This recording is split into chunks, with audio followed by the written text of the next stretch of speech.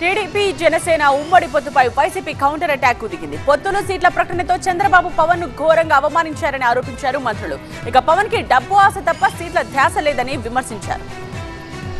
రాజకీయాలు అన్నప్పుడు రాజకీయ పడినప్పుడు దానికి ఎజెండా ఉండాలి. ఆ ఎజెండాను ముందు చెప్పి అప్పుడు తర్వాత ఏమైనా చేయాలి. మా ప్రభుత్వం చెప్పింది, మా నాయకుడు చెప్పాడు ఎజెండా ఏమని, గత సంవత్సరం చేసిన కార్యక్రమాలు చూసి అవి మీరు ఆశీర్దిస్తే నాకు ఓటు ఇవ్వండి, నన్ను గెలిపించండి అన్నారు. ఇప్పుడు చంద్రబాబు నాయుడు పవన్ కళ్యాణ్ ఏం చూసి అంటారు? గత మాసాన్ని చూసుకోవటం ఏమంటారా? అయితే 24 సీట్ల గురించి అంటారా?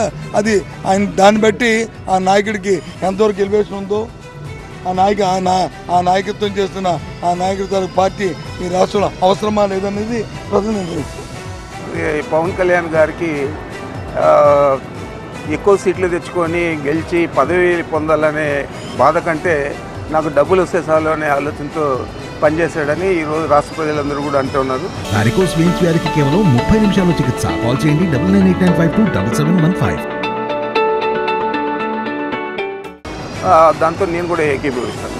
నిజం గెలవాలని మేము కూడా కోరుకుంటూ ఉన్నాం. తప్పనిసరిగా ఎన్నికలైతే ఫలితాలు వస్తాయి, నిజం గెలుస్తుంది. పొత్తులో సీట్ల ప్రకటన చూసిన తర్వాత పవన్ కళ్యాణ్ గారిని తీవ్రంగా అవమానించాడు చంద్రబాబు నాయుడు అని అర్థమైంది. ఆయన పాపం అందరూ పావలని హేళన చేసేవారు.